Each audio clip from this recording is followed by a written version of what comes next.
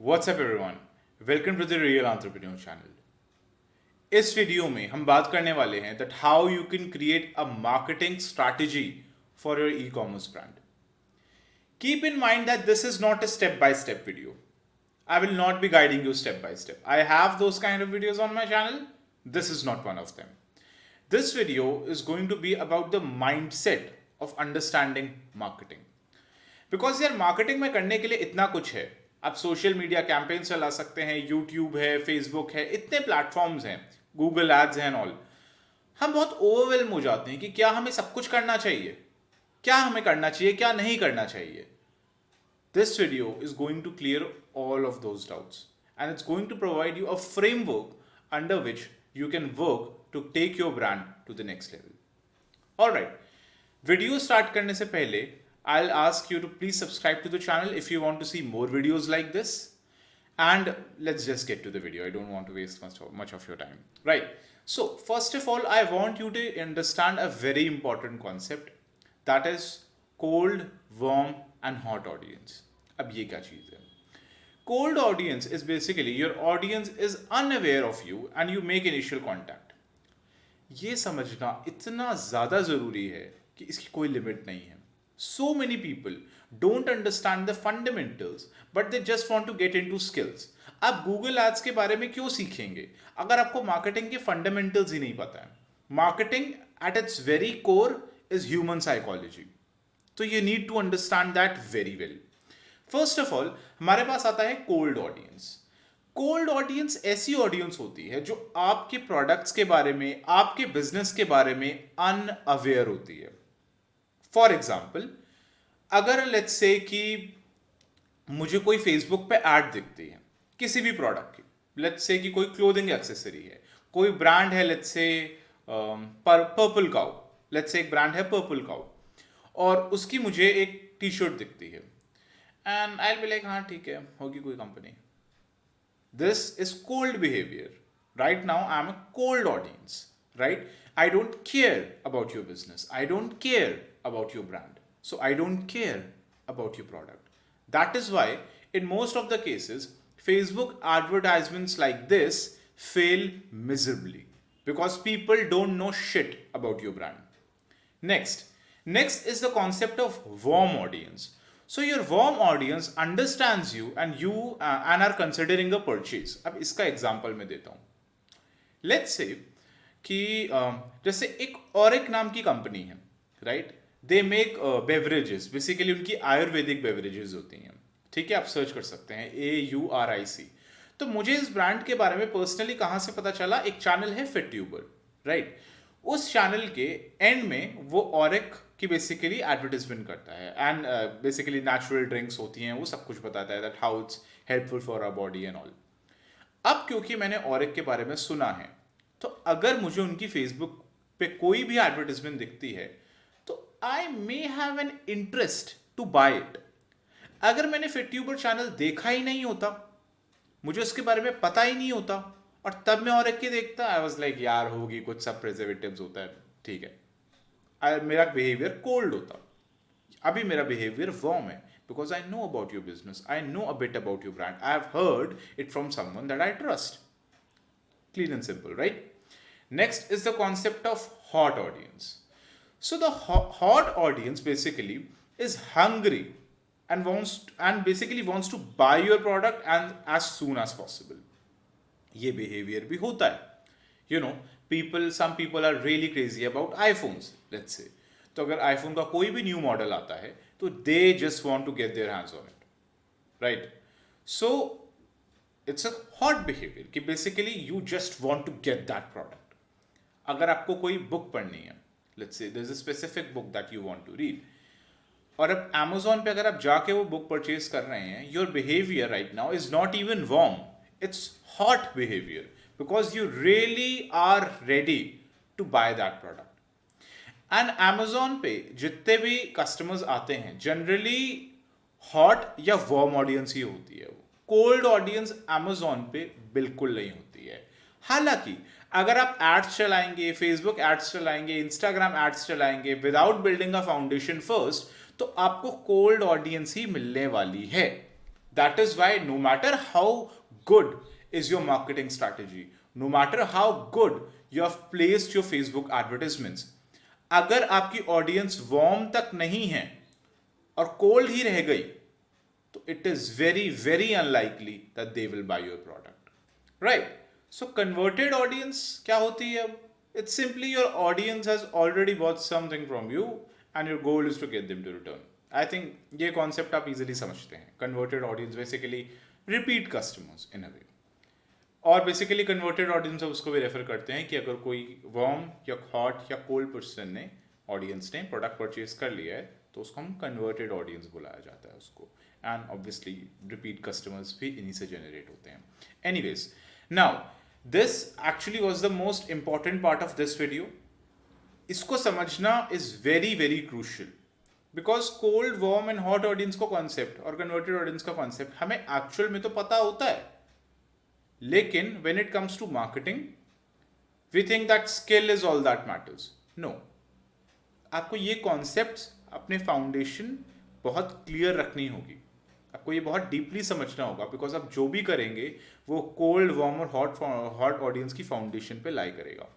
Now let me now give you some case studies which will help you to understand better that how you can take your brand to the next level. उससे पहले मैं एक चीज बताता हूं. Do not, I repeat, do not reinvent the wheel. Marketing in itself can get very complicated. Your goal is to make it simple. कोई product है, आपको उसको मार्केटिंग करना है.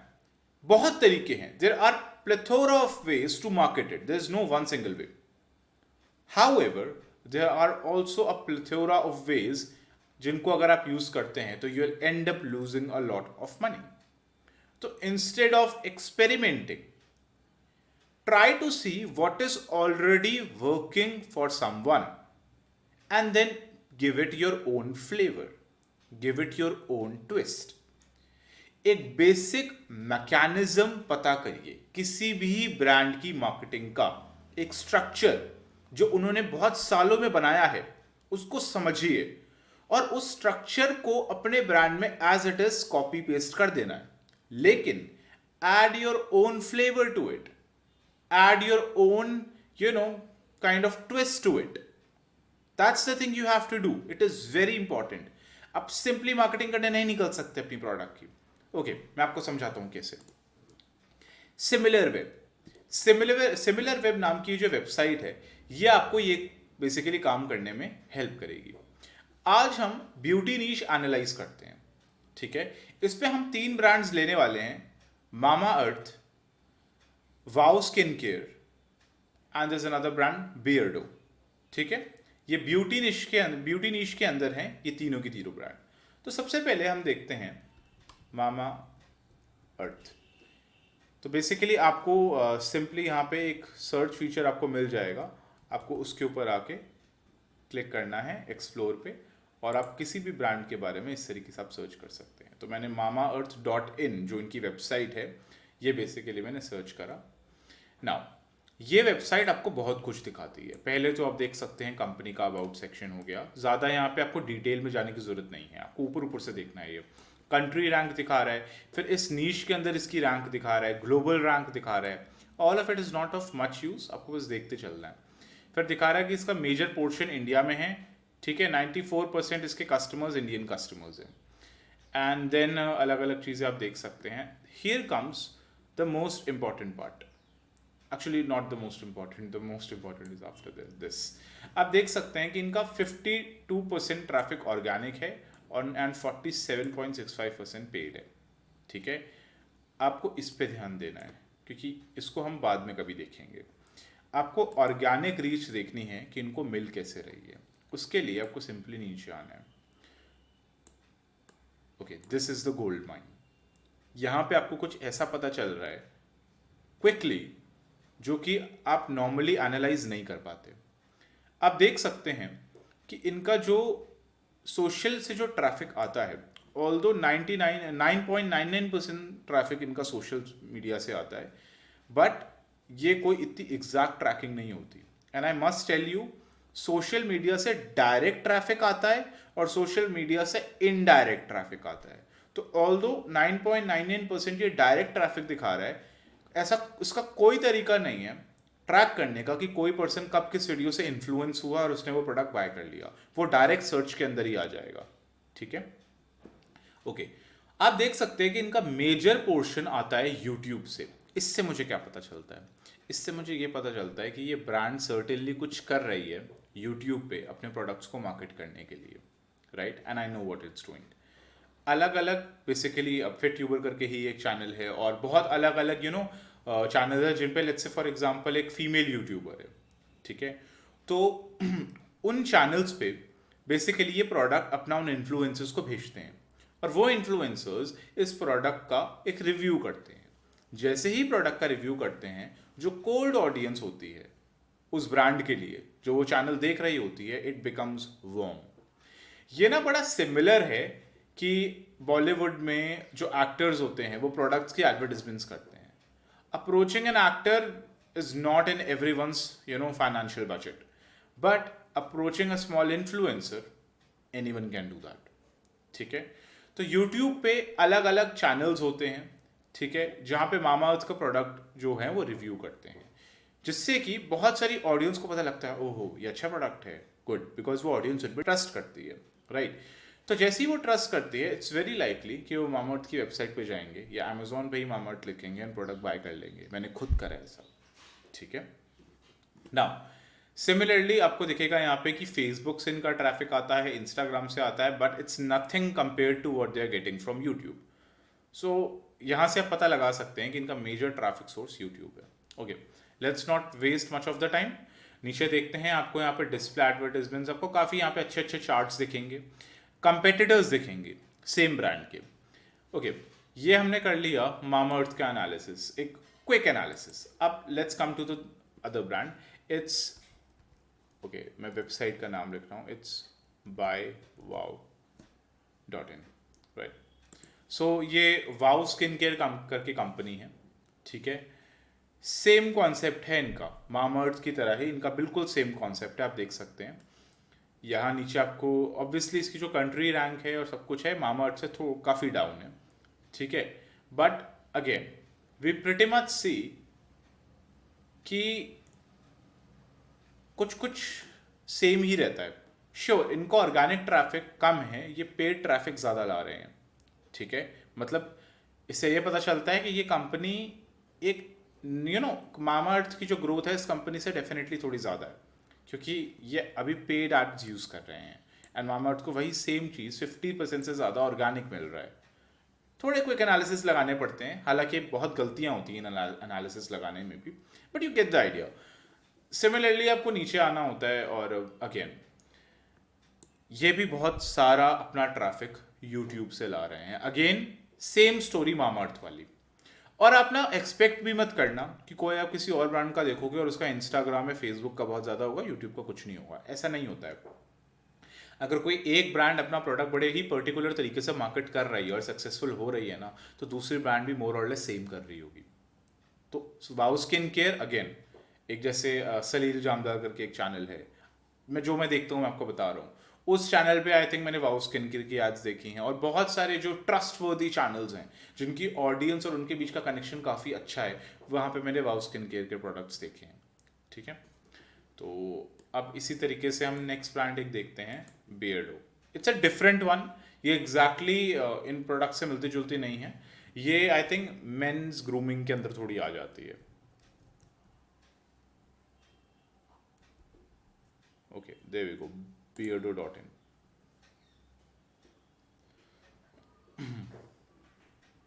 राइट, सो यहाँ पे भी आपको सेम डेटा दिख रहा होगा। ठीक है, मोर और लेस सेम एक्चुअली। अलग अलग आपको यहाँ पे देखना है कि अब देखते हैं इनका ऑर्गेनिक ट्रैफिक कितना आ रहा है। ओके, इनका 54% ऑर्गेनिक दिखाया था इसने। ठीक है, एंड 45% पेड।